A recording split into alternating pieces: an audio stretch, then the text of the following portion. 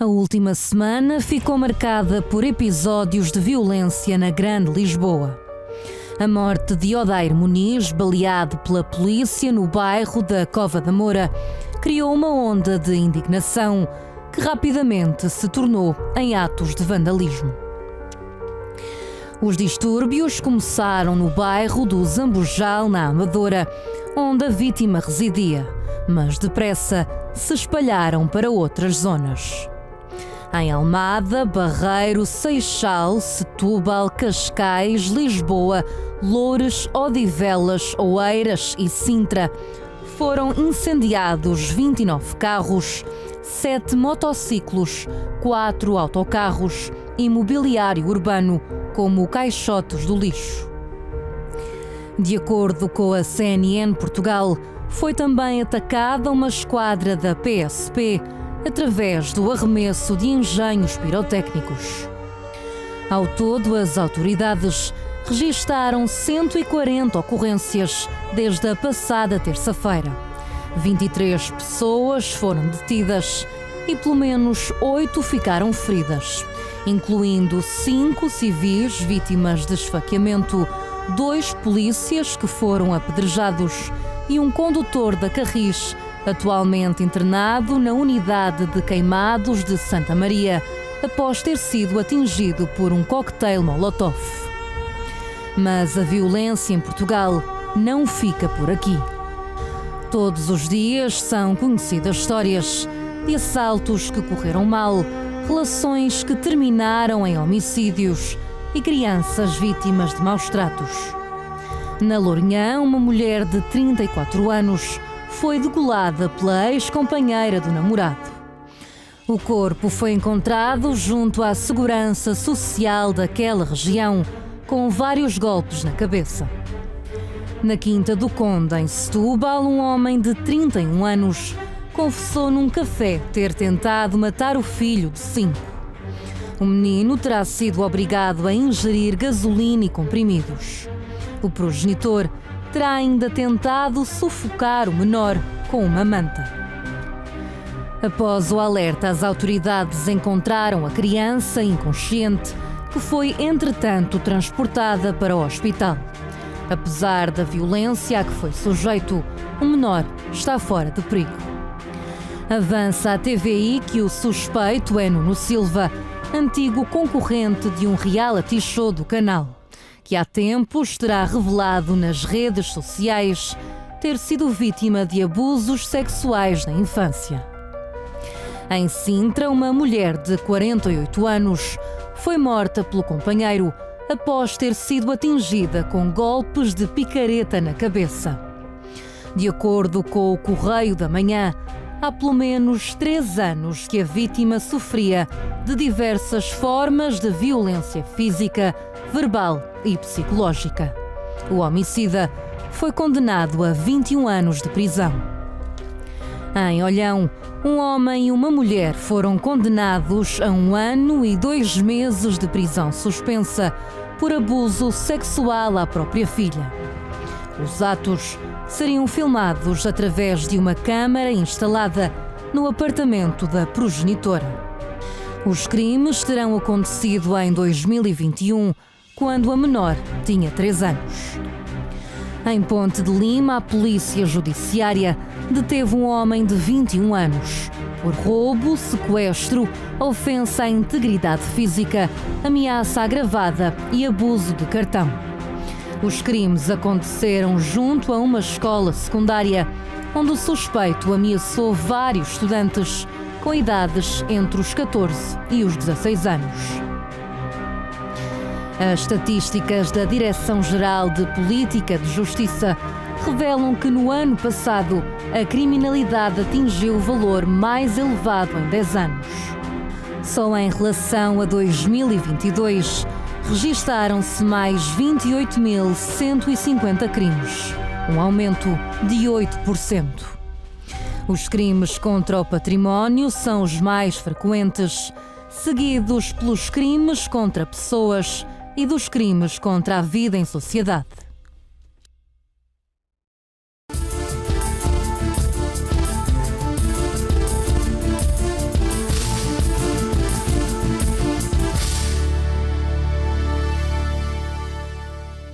Olá a todos, sejam muito bem-vindos a mais um programa Debate Público. Estamos em direto pela Unifé TV, o canal da família aqui para Portugal, e pela aplicação, o aplicativo da Unifé TV para todo mundo.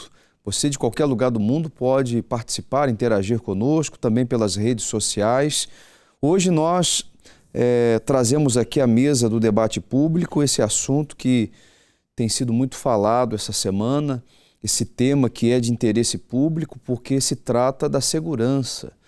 Portugal realmente tem se tornado um país inseguro. O que você pensa a respeito de tudo que está acontecendo, de tudo que vem acontecendo nos últimos tempos, não a respeito de casos específicos, mas num todo, aquilo que está acontecendo num todo, não apenas em Portugal, mas em todo o mundo. Nós temos visto a violência crescer. Acompanhou-se aí nos noticiários essa semana o caso do Odair, né, essa situação toda dos autocarros, da violência. Falou-se muito a respeito dessa situação, né, tudo que aconteceu ao longo dessa semana, mais de 140 ocorrências em diferentes pontos de Lisboa, Grande Lisboa, mas também falou-se, tem se falado de casos de violência um pouco espalhado por todo o país. Nós vamos falar muito sobre o tema de hoje. Esse tema apresentado hoje, eu quero deixar já à sua inteira disposição os nossos telefones de contato, 210-346-091, o 918-617-038, para você então interagir, participar conosco aqui do debate público de hoje.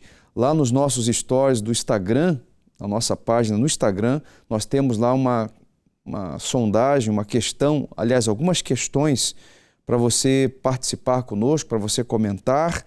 Você pode já acessar agora mesmo. Eu já quero deixar para você essas três questões, essas três perguntas, para no final do programa nós então realizarmos essa sondagem. Segurança pública do país, como você avalia? Temos um país seguro? Já foi mais seguro? Está a ficar inseguro? Você pode comentar aí a sua opinião. A segunda questão, sente-se seguro na zona onde reside? Sim ou não? Ou se alguns dias são mais perigosos que outros? A terceira questão é como avalia os últimos acontecimentos?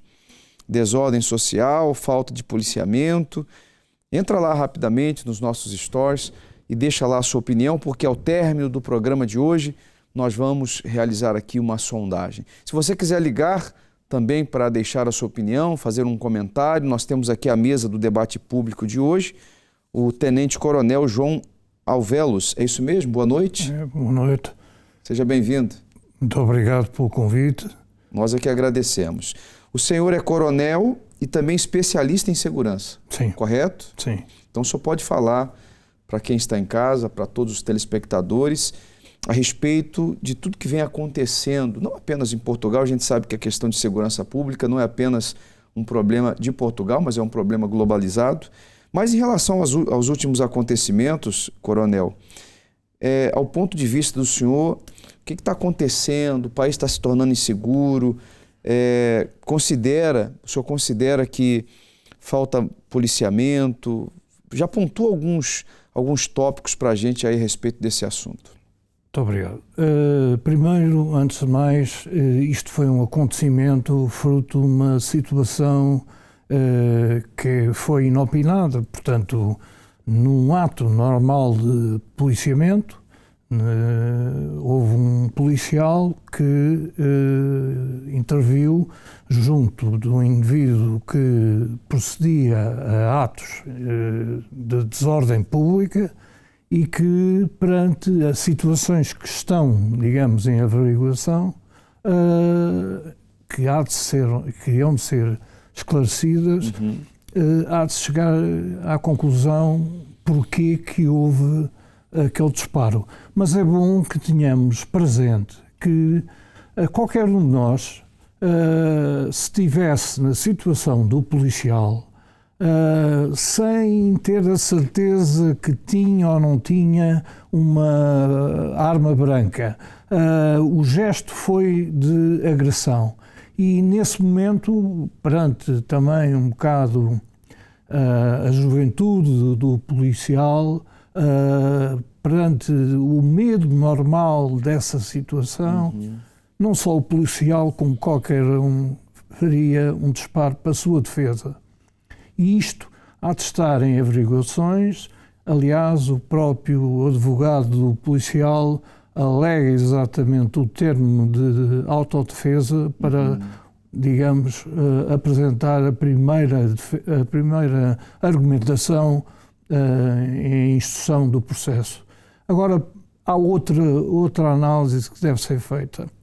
Uma semana onde todos os dias se liga à televisão e nos noticiários se ouve falar de equipamento urbano a arder, intervenções policiais e todo um movimento, é natural que a percepção da segurança, digamos, fique bastante atingida. Uma coisa é a insegurança, outra coisa é a percepção da segurança.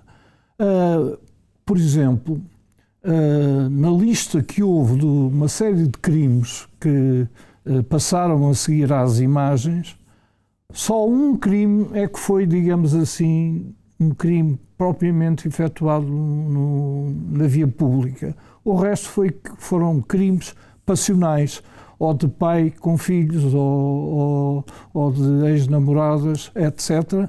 Mas, ou seja, crimes domésticos que foram perpetuados, e o único que foi, digamos, na via pública foi o tal em Ponte Lima, que foi de facto um assalto que foi efetuado. Portanto, isto não nos leva logo por dizer que Portugal é um país inseguro.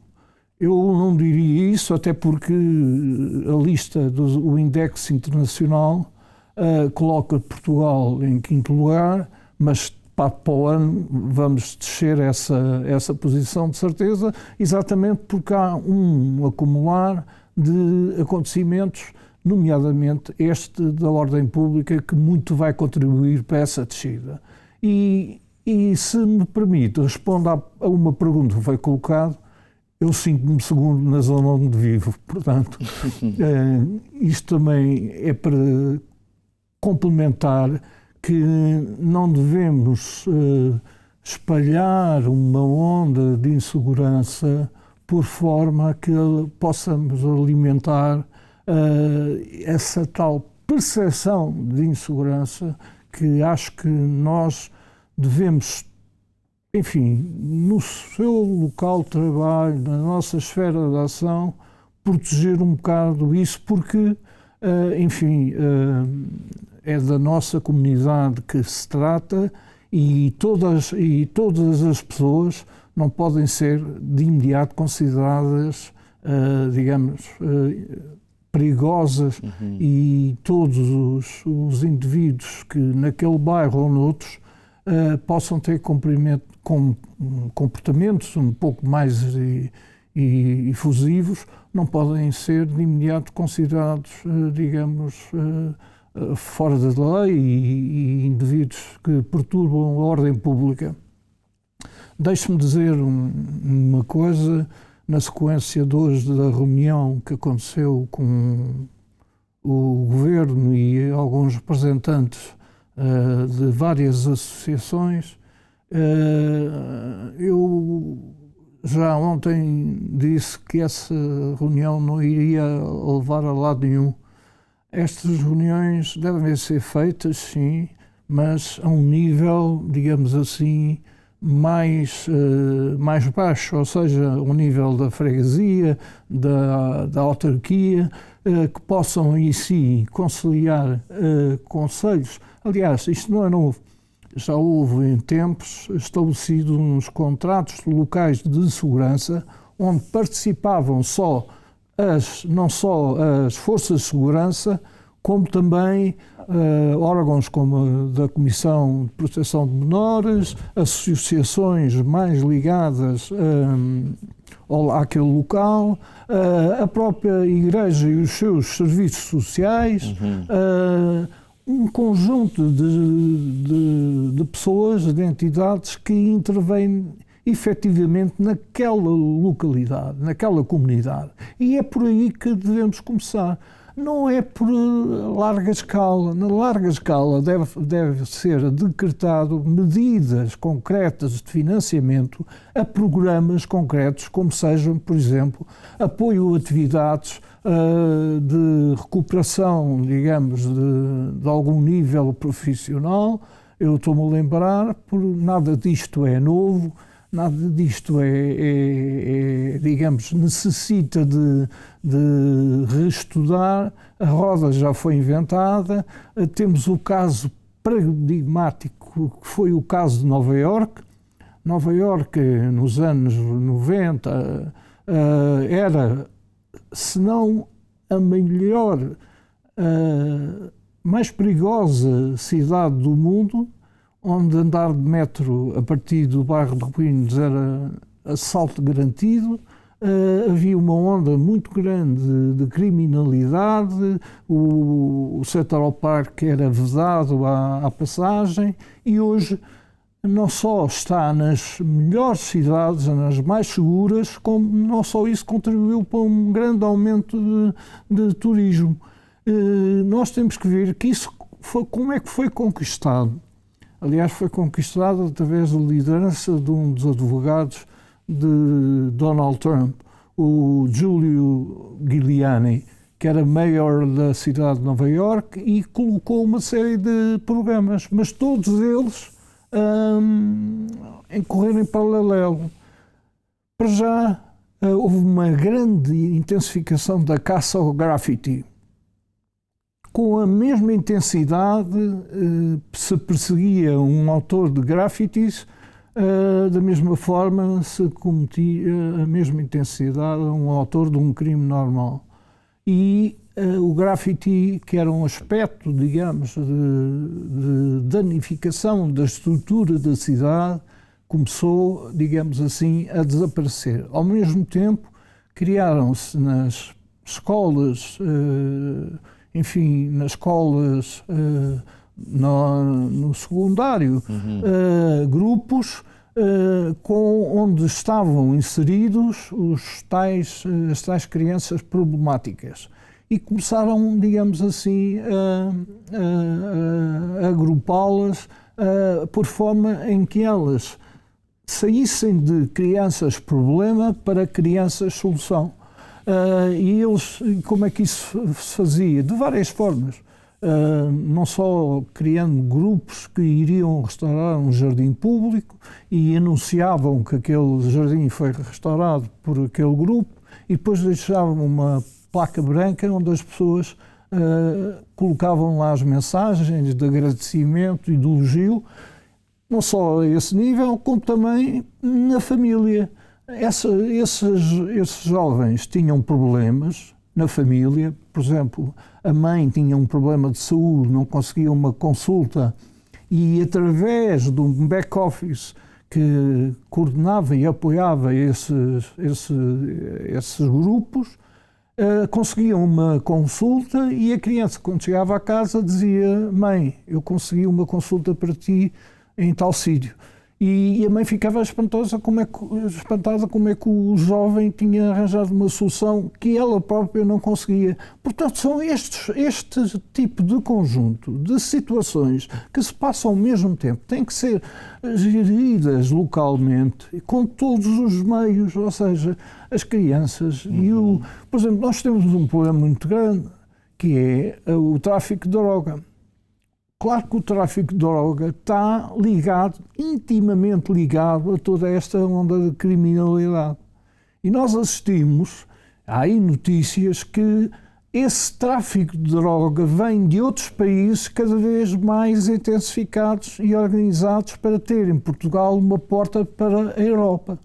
E isto também vai se refletir no comportamento, digamos, de insegurança, porque há de chegar um dia a investigação a estes tumultos e hão de ser identificados esta coroa de eventos de vandalismo, estão ligados exatamente a grupos que estão identificados nessas zonas, que por sua vez por um lado, também identificam uma certa contrariedade à intervenção da polícia, seja ela por que motivo for. Sabe-se que na luta contra o tráfico de droga, a polícia tem, digamos, a sua primeira cara a apresentar. E é natural que os indivíduos que formam parte desses gangues, a primeira cara que detestam é exatamente os membros das forças policiais. E eu devo dizer que o stress que reside perante os homens e mulheres que formam este corpo de polícias é absolutamente enorme. Só de imaginar, se qualquer dos cidadãos compreender que na gestão do cotidiano doméstico, o simples gesto de lavar a roupa e pôr a secar à janela, isso não é possível nos polícias. Porque ao colocar a roupa profissional na janela, estão a identificar que ali naquela casa mora um polícia e podem ser sujeitos a ameaças, quer a eles, quer aos filhos. Isto, ser polícia hoje, e aqui e em qualquer lugar, é uma profissão de um grande esforço emocional de alto risco, e psicológico. Tenente? É uma profissão de alto risco. Sem Essa dúvida. que é a verdade. Bom, o senhor pontuou aqui algumas situações, ressocialização, por exemplo, programas de política de segurança regionalizados. Daqui a pouquinho nós vamos falar mais sobre isso. Nós temos por videochamada, me dê imagem, por favor, o Paulo Santos, que é presidente da Associação Sindical dos Profissionais da Polícia. Ele está conosco? Me dê imagens, por favor. Seja bem-vindo, boa noite, senhor Paulo. Boa noite, muito obrigado pelo convite. Nós é que agradecemos.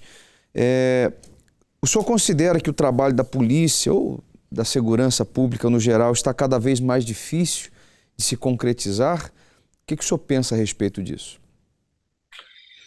Muito bem, muito obrigado pelo convite, cumprimentar os meus colegas de painel, se assim se pode dizer, e também enaltecer aquilo que foi dito agora pelo Sr. Tenente-Coronel Alvelos, porque de facto fez bem uma definição daquilo que é a caracterização de ser polícia, e aliás este exemplo que ilustrou agora da secagem da roupa ou da identificação dessa roupa, há casos, eu conheço casos pessoais de problemas que polícias tiveram por esse simples facto. Por isso há aqui uma especificidade desta profissão que traduzem muito aquilo que são as dificuldades de ser polícia, numa missão que deve ser também vista como social, nobre e de muita dedicação. Eu costumo dizer que ser polícia não é ter uma profissão de polícia, mas sim desenvolver uma missão social, e é nesse caminho que nós devemos apostar, porque defendemos aquilo e queremos defender aquilo que é a preservação da paz e da tranquilidade pública, o trabalhar para o outro, como se costuma dizer. Relativamente à matéria que nos traz cá hoje, e não fugindo à sua questão, eu gostava de salientar o seguinte: eu acho que estas questões da segurança interna e de tudo o que tem que ver com a segurança deve assentar em abordagens sérias, não deve assentar em perspectivas de falta de moderação, de radicalismos, de populismos, de rotulagens, de demagogia. Eu creio que esta semana que passou assentou um pouco nessa perspectiva, o que eu acho que não abona na defesa de uma tese que deve ser tratada com bastante responsabilidade. Relativamente, e também deixe-me dizer disto, tem a ver com a questão da morte de um cidadão. Eu creio que todos devemos lamentar a morte de qualquer pessoa em qualquer circunstância. Não devemos ter problemas em dizer isto, porque estamos a falar de morte de uma pessoa, e é importante também preservarmos a integridade da vida humana como sendo sempre aquele valor que é imperativo. Também deixava desde já uma nota de solidariedade ao polícia, ao meu colega que foi envolvido numa situação que é bastante delicada, e a todos os outros que durante uma semana combateram em circunstâncias muito difíceis atos de vandalismo que são atos criminosos e que nada têm a ver com aquilo que é o direito à manifestação, que deve ser preservado, e aí sim devemos também distinguir estes dois patamares, e acho que é muito importante não confundir as coisas. Queria dizer também que uma questão que já foi aí falada, que tem a ver com a questão da segurança, se há falta de segurança, se há mais ou menos segurança. Eu creio que aqui o que é muito determinante nesta apreciação, não descurando aquilo que são o que está estipulado no RACI e noutro tipo de documentos e que traduz aquilo que são os dados formais, mas eu creio que nos últimos anos tem-se assistido a uma perspectiva muito sensacionalista de abordar o crime. Comenta-se muito as ocorrências policiais, diariamente entram-nos na televisão abordagens por vezes pouco cuidadas relativamente àquilo que é a missão policial, e este sensacionalismo cria também nas pessoas uma percepção de insegurança, e nós devíamos ter a responsabilidade de também saber gerir todo este tipo de comportamento humano, e muitas vezes aquilo que as televisões fazem e ao entrar em casa das pessoas podem não ajudar àquilo que é a tranquilidade pública. Não estou de forma alguma a secundarizar os problemas que temos, que são estruturais e que de certa forma assentam muito numa perspectiva que eu acho que também não tem sido discutida do ponto de vista estrutural pelos governos, porque eu aqui alimento sempre a questão política, porque eu acho que estas questões são muitas vezes de responsabilidade política, e eu gostaria também aqui de dizer que o conceito da segurança não pode ser visto só algo que tem que ver com as polícias. A segurança não é uma perspectiva só policial, a segurança é uma perspectiva também ela urbanística. O desporto, a educação, a saúde, ou seja, o conceito de segurança não pode resumir-se a uma perspectiva reativa de um corpo de polícia que vai, de certa forma, agora representar o Estado num patamar que já por si é muito complexo. E nós não temos assistido, eu sou presidente de um sindicato de polícia, não tenho nos últimos anos vislumbrado aqui ou detectado que os sucessivos governos tenham feito uma abordagem neste sentido. Aliás, tenho visto exatamente o contrário. Numa desvalorização da condição policial, numa fragilidade nos conceitos elementares de policiamento de proximidade, desde logo retirando-lhes qualquer investimento ou qualquer perspectiva política que pudesse levar a sério o modelo de policiamento de proximidade, e o modelo de policiamento de proximidade deve assentar num instrumento político, com a interação entre vários ministérios e várias valências do Estado, e de certa forma não colocar a polícia a ser o único ator do Estado junto daqueles que são pertencentes a comunidades. Eu considero que o modelo de policiamento de proximidade não pode se assentar meramente em visibilidade ou na aproximação de um polícia a um indivíduo. Tem que ser muito mais ambicioso, criar aqui elos de ligação, interlocutores entre as comunidades e aquilo que são as polícias, e não podemos ver isto como sendo uma demissão da polícia naquilo que é a sua capacidade reativa, porque uma coisa é uma coisa, outra coisa é outra coisa. Por isso, eu acho que há aqui uma perspectiva que deve ser discutida do ponto de vista estrutural. Acho que os sucessivos governos não o têm feito.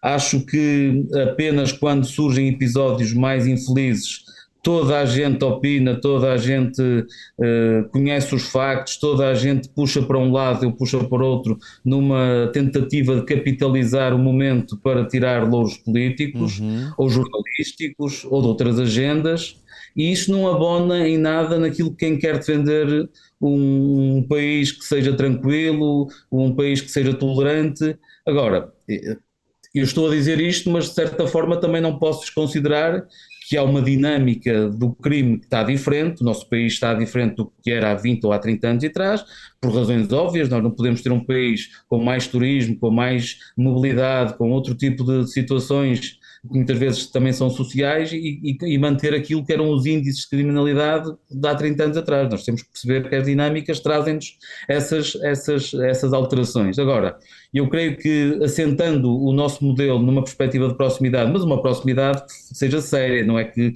se anuncie e depois não se traduza isto em investimentos e noutras capacitações que a polícia tem que ter.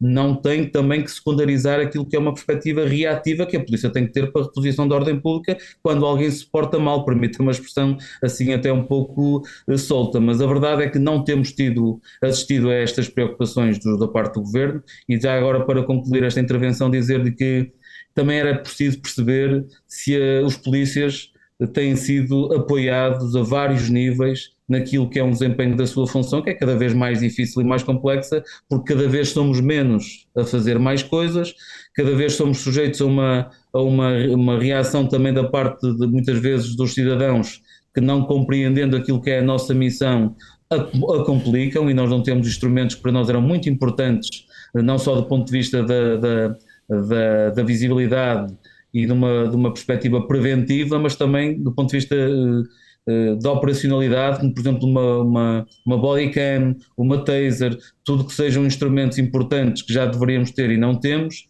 e os governos continuam agora a reduzir-se ou a resumir-se a um caso que sabemos sempre como é que isto acaba, e esperemos que acabe dentro daquilo que são os patamares de justiça e da transparência, mas a verdade é que este episódio é um grão de areia numa praia que tem vários outros problemas e a maior parte deles são estruturais. Muito bem pontuado, Sr. Paulo. Agora, falava-se há pouco, por exemplo, do espalhar, né, essas notícias. A gente vê hoje aí uma rapidez imensa na questão da divulgação, até mesmo nas redes sociais, né? Situações que acontecem que em poucos minutos já se espalha a notícia. Por exemplo, essa questão de autocarros incendiados, não se falava, ou pelo menos eu não me lembro, né? Eu já estou em Portugal há quase 20 anos, eu não me lembro de acontecimentos desse nível, do que aconteceu essa semana. E essa divulgação em massa das redes sociais, das próprias televisões, eu acredito que traz sim um pouco de receio, de temor às pessoas, mas é importante tudo que o senhor pontuou, porque traz uma tranquilidade para as pessoas precisam entender que há outros pontos a serem avaliados, ajustados, corrigidos, para que a segurança tenha um bom andamento. Daqui a pouquinho eu volto com mais perguntas para o senhor. Eu tenho também, por videochamada, a Luísa Semedo, ela está conosco. Se for possível, me dê imagens. Nós vamos às ruas também de Lisboa, saber a opinião das pessoas sobre tudo que vem acontecendo. Luísa, boa noite, seja bem-vinda. Boa noite, olá. Me ouve bem? Fala-nos um pouco aí desse movimento. Como surgiu, qual é o intuito? Movimento Vida Justa, é isso mesmo? É exatamente isto. Vamos lá, explica aí pra gente. É que a vida não é muito justa, não é? Mas pronto, é o nome do movimento contrário àquilo que a gente atualmente vivemos. Pronto, o movimento compreende defender as causas dos direitos contra um pouco a desigualdade social e um pouco a discriminação dentro desse âmbito, pronto. E eu estou aqui hoje como porta-voz do movimento. Vocês fizeram recentemente, eu tenho informações aqui, de uma manifestação na Baixa de Lisboa. Qual o feedback, por exemplo, dessas manifestações? Qual é o ponto de vista seu em relação a essas manifestações, as reações que esse tipo de movimento traz? É assim, o movimento tem como objetivo lutar pelas causas. Esta manifestação que nós fizemos foi no sentido em homenagem ao rapaz que faleceu, que já foi frisado. Antes de mais, peço desculpa, boa noite, nem cumprimentei a todos que estavam cá e desde já também agradeço a intervenção, tive cá atenta e acho que a linhagem é mesmo por aí o caminho. Pronto. Mas só para falar um pouco da manifestação de sábado, nós fizemos com o objetivo de fazer homenagem ao Odair e também, pronto, de reivindicar um pouco aqueles que se diz o excesso de abuso policial nas comunidades. Entretanto, a minha perspectiva foi que não foi somente nesse sentido, mas acho que as pessoas que saíram à rua foi mais para dar o grito de socorro pela crise social que nós estamos a atravessar. Acho que criou-se ali uma força muito grande, não só pela causa em si, mas nos últimos tempos acho que Portugal tem estado a atravessar aqui umas situações muito frágeis, que já foram aqui frisadas também, e nesse sentido o meu feedback foi positivo, porque penso que já da última, que foi da habitação que nós fizemos, com o objetivo também de pôr fim aos despejos, de abaixo das rendas, pronto, que são Agora, situações Luísa, que nós temos. por exemplo, seu ponto de vista em relação a essas reações e tudo que aconteceu essa semana, você não acredita que isso traz uma imagem negativa? Você mencionou, por exemplo, os bairros carenciados, né? A discriminação que ainda há. Você não acredita que esse tipo de reação, porque há muitas manifestações passivas como a sua, como o seu movimento, mas o que a gente viu essa semana não foi isso, né? Foi uma reação violenta, vandalismo, né? Contra vidas, contra patrimônios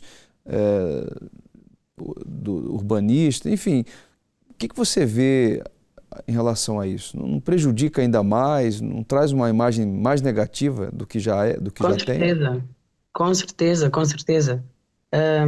Ou seja, tudo o que aconteceu esta semana vai ao desencontro daquilo que nós lutamos, que são as nossas causas. Não concordamos de todo com esse ato de vandalismo que tem-se estado a espalhar e a alastrar. Nós temos estado a apelar aos jovens, até mesmo nas comunidades, a passar a mensagem. Acho que isso levou uma proporção muito grande, não tirando a situação em si, pronto, que é uma vida humana e que trouxe aqui alguma revolta, mas que ao mesmo tempo não se justifica, não é? Okay. E a imagem e a mensagem que nós temos estado aqui a passar é que nós não podemos fazer justiça com injustiça, certo? E o caminho é por aí, portanto não estamos de acordo e acho que até atrapalha um pouco o trabalho que nós estamos a tentar construir.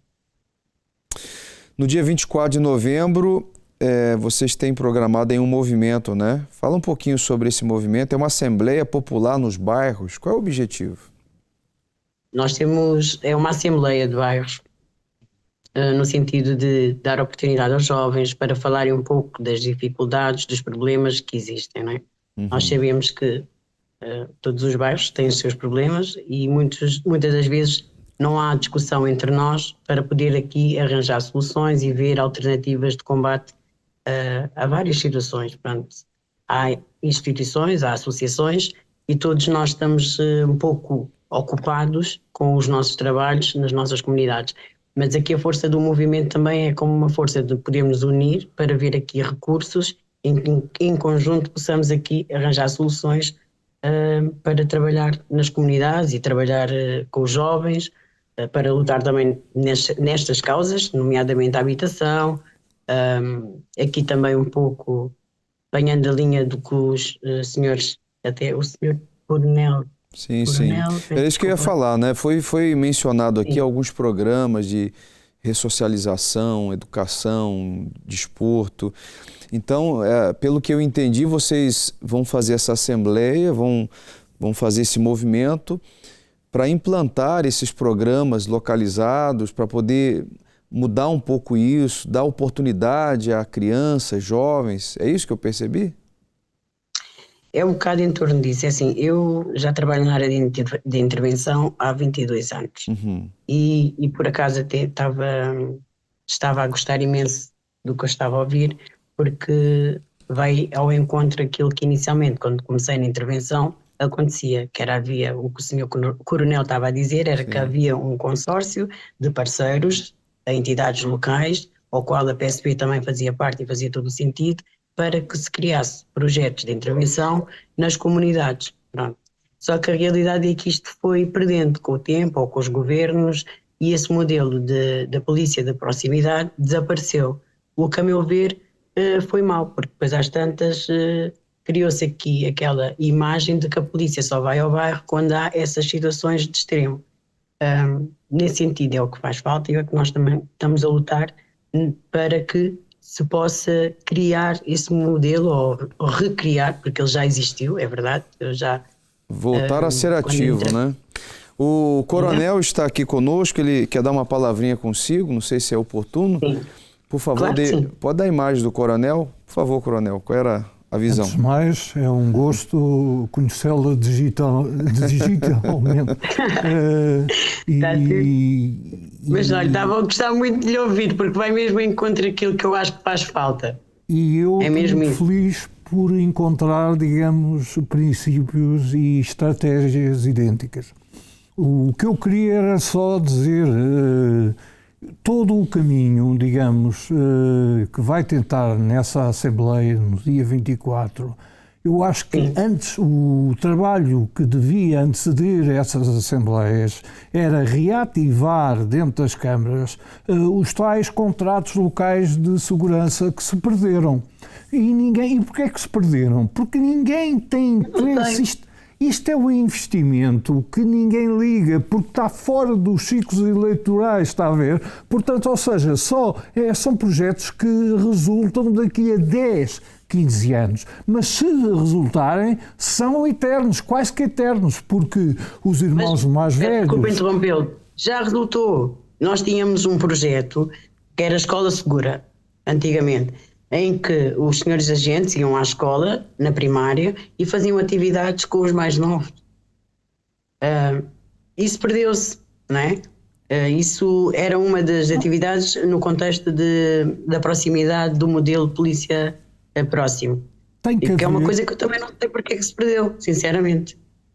Eu acho a iniciativa muito feliz, mas tem que haver um organismo, uma espécie de back-office, que vá apoiar, digamos assim, esses grupos nas comunidades. Ou seja, o caso da estratégia de Nova Iorque, é o Broken Windows, que foi exatamente uma evolução, enfim, de uma estratégia que começou em França, mas leva a que hajam vários grupos e que cada problema que acontece naquele grupo, há um back-office que vai apoiar.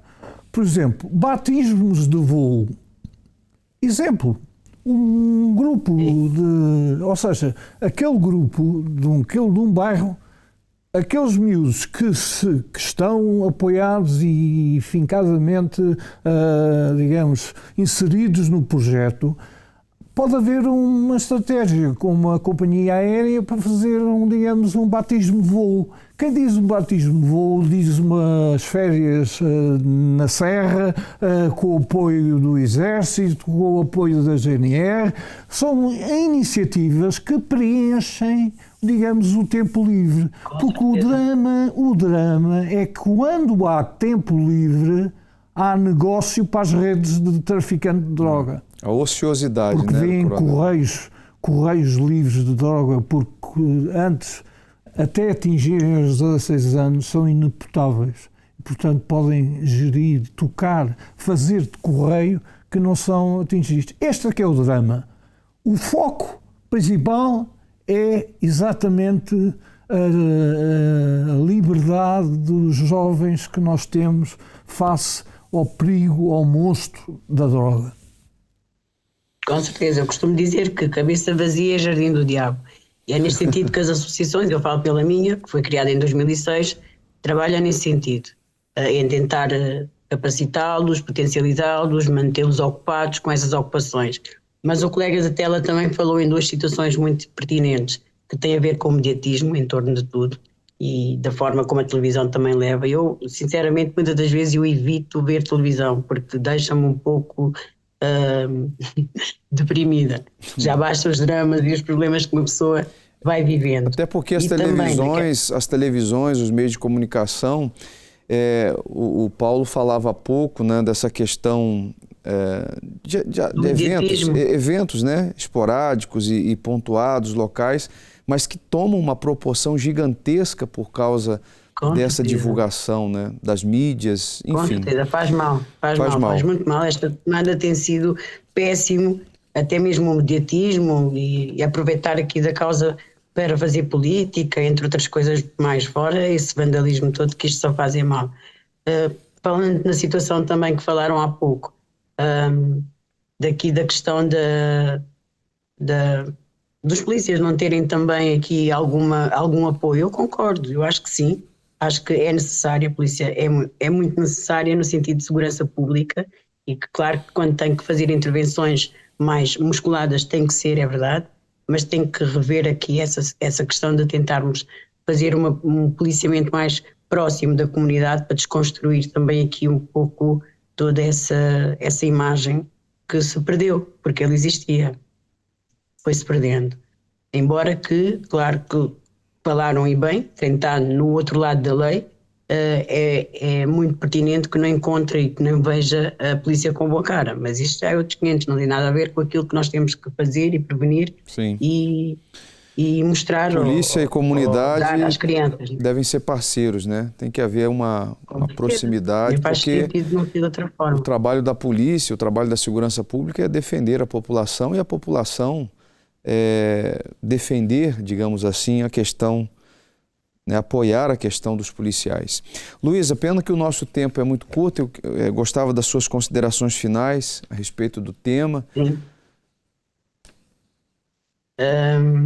Eu gostei imenso e acho que falaram aqui na segurança, eu sinto-me segura e não considero que Portugal, com toda essa onda de criminalidade que é verdade tem aumentado, mas o colega de tela, o Sr. Paulo, também referiu aqui que toda essa abertura da dinâmica dessa multiculturalidade, é normal que toda essa situação também tenha aumentado nos últimos tempos, isso falando do aumento da criminalidade.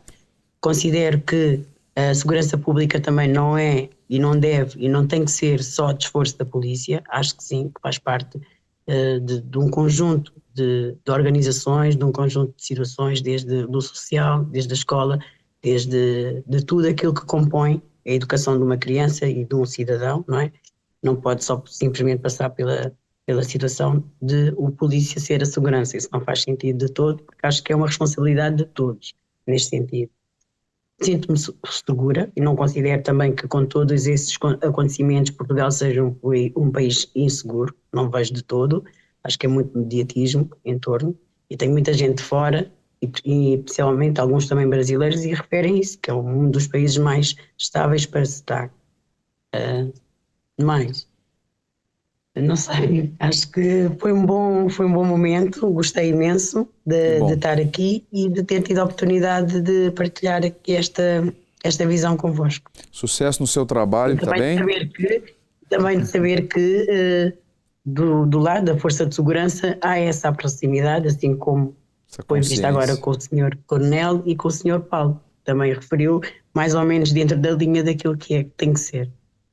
Tá bem, Luísa. Espero vê-la numa outra oportunidade, tá bem? Ok. Para procurarmos construir, porque a intenção do debate público hoje, trazendo esse assunto, não é para continuar divulgando essas imagens, continuar divulgando esse negativismo, mas é construir ideias, construir programas. Por isso abre-se esse espaço para as pessoas poderem falar, tanto pessoas que representam a comunidade como você, como pessoas que representam a segurança pública.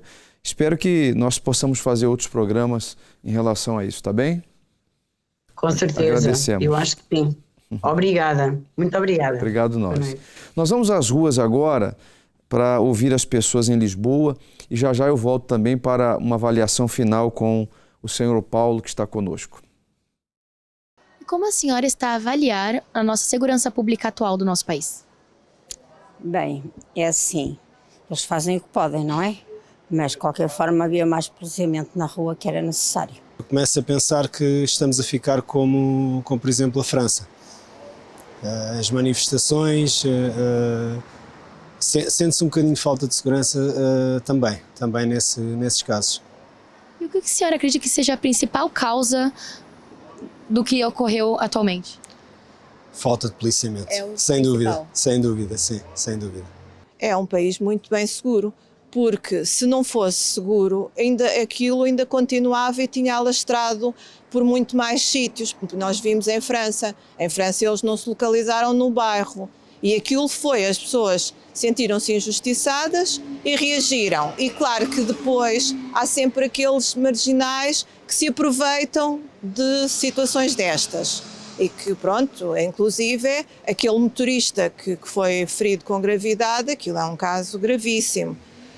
Mas pronto, acho mesmo que não, porque senão teria alastrado e teria sido a nível mesmo da sociedade noutros sítios. Eu não acredito nisso, aquilo foi uma coisa muito localizada, tendo como ponto de partida aquilo que aconteceu. Não, eu acho que o nosso país é muito seguro. É só uma questão das autoridades fazerem um trabalho melhor. Não. Penso que depois das coisas que se nos têm surgido, acho que a segurança tem que, de facto, melhorar um pouco. E o que a senhora acredita que pode ser mudado para melhorar a nossa segurança? É difícil para nós que não somos segurança. Nós somos apenas as vítimas da insegurança. Medidas como controlar a imigração, como eu estava a dizer, controlar... mas mesmo um controle assim mais pormenorizado, um controle mais pormenorizado. Também aumentar se calhar os ordenados das polícias, dos bombeiros, pronto, as forças de segurança que nós precisamos, eu acho que eles são muito importantes, não ignorar essa parte, e às vezes é um bocadinho ignorada e também pode ter também influência nisso. Eu acho que basicamente essas duas medidas, ter atenção aos bairros sociais também, claro, dar-lhes importância, claro que sim, a importância de vida, porque há pessoas que estão nesse bairro e não têm culpa nenhuma do que se está a passar. Creio que temos muita falta de segurança, muita falta de policiamento. Há de facto muitos polícias a entrar agora, como se vê aqui junto à GNR, muitos polícias novos, mas continua sempre a haver muita falta de policiamento.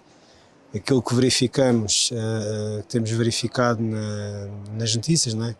Dos caixotes do lixo, dos incêndios, dá para perceber perfeitamente que não temos polícias suficientes e que a segurança se calhar não é assim tão boa, não é? Eu acho que deviam ter mais esquadras de bairros. Em vez de concentrarem esquadras muito grandes, devia haver esquadras mais localizadas em bairros para estarem mais perto da população. E você se sente segura onde você mora hoje? Eu moro em Queluz e neste momento sinto-me segura porque estou ao pé de uma esquadra, mas se calhar se não estivesse já não me sentia tão segura. Sim. E você chegou a ter alguma coisa na sua rotina por medo de algo acontecer por conta da insegurança? Sim, não sair, por exemplo, à noite em Lisboa, com medo dos assaltos, sim. Já cheguei a ter esse acontecimento, sim. E isso foi depois dos casos recentes? Sim, foi depois dos casos recentes. Dá um ano para cá, mais ou menos.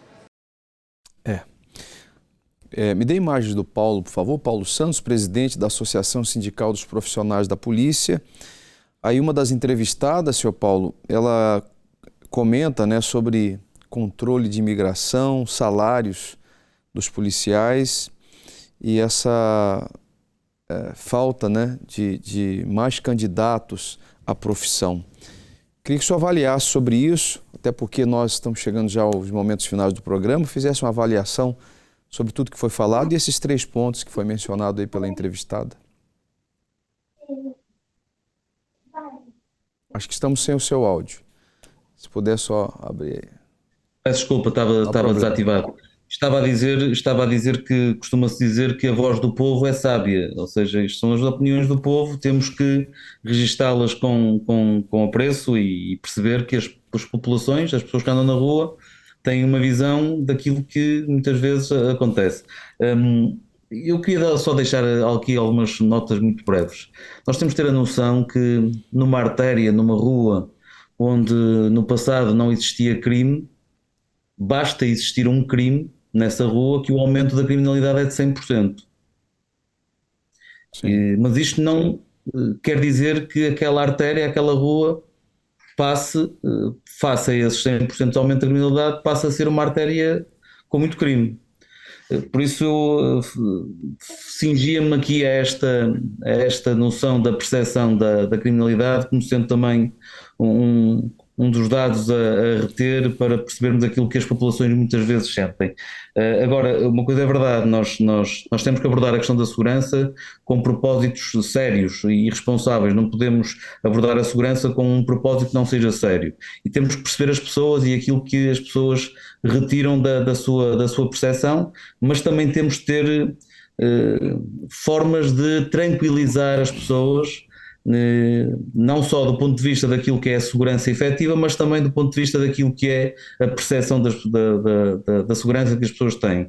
Mas eu queria dizer também duas coisas. A PSP, neste caso concreto, atravessa momentos muito difíceis até do ponto de vista da sua atratividade. Nós temos uma carreira que não é apelativa aos jovens, estamos a ter muita dificuldade de recrutamento, mas eu quero acreditar que se dermos condições quer operacionais, mas também dignificação de carreira aos polícias, nós vamos fazer melhor o nosso trabalho, nós vamos fazer bem, nós vamos ao encontro daquilo que as populações querem.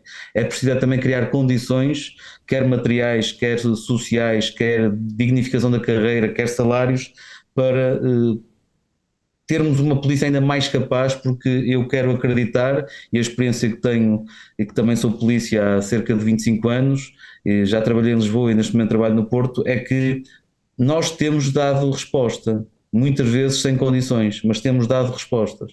E por isso eu quero acreditar que se o Governo, se o Estado tiverem uma maior preocupação com a dignificação da nossa carreira, nós podemos fazer melhor.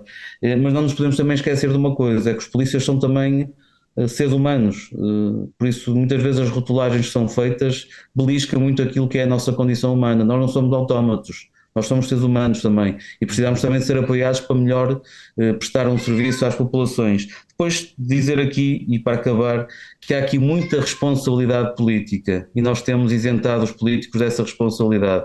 Os governos são responsáveis pela gestão das instituições públicas e por aí têm que fazer aquilo que é a sua avaliação daquilo que foi feito no passado. Convido todos já agora, e para terminar mesmo, nós vamos ter o nosso primeiro congresso no dia 2 e 3 de novembro na Faculdade de Direito de Lisboa, onde vamos abordar exatamente policiamento de proximidade, uma polícia mais próxima do cidadão. Vão ser 2 dias de debate com políticos, com polícias internacionais, com polícias portugueses, e vamos fazer uma discussão em torno desta problemática, não porque aconteceu agora um episódio infeliz, mas porque temos isto programado há muito tempo e há cerca de 30 anos atrás já a ASP, Associação Sindical dos Funcionários de Polícia, discutia o modelo de proximidade como sendo aquele que era o mais eficaz para dar resposta daquilo que são os desafios do futuro. Agradecemos, Sr. Paulo, muito boa noite e até uma próxima oportunidade. Obrigado, muito boa noite a todos. Nós muito obrigado. Que agradecemos. Bem, é o que realmente precisa ser feito. Eu acredito que todos sabem da necessidade dos pontos a serem corrigidos, ajustados. Acho que falta um pouco de boa vontade, né, Coronel? O que o senhor acha?